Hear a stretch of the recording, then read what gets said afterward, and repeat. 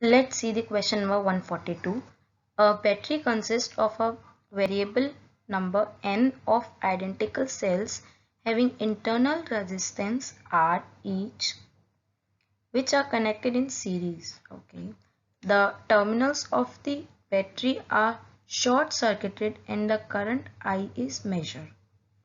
Which of the graphs shown the correct relationship between I and n? Okay, let's see. The short circulated current is equals to I current is equals to N E, which is constant. This is E is constant by N R, that is an internal resistance, and N is a number of identical cells.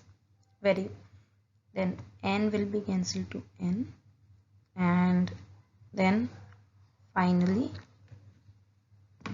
I will be equals to E by R, and as you can see that I is not dependent on N, is not directly proportional, or it does not depend on N, so our graph will be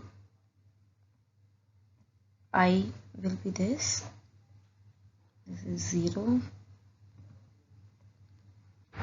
this is N, and increasing of N will not change the value of I. Let's make it more clear. Increasing of N will not change the value of I. I will be constant. So the answer should be first. Let's see in the next slide what is the answer. Yeah, the answer is first. I is not dependent on N. This is independent and I will be constant in changing of value of N.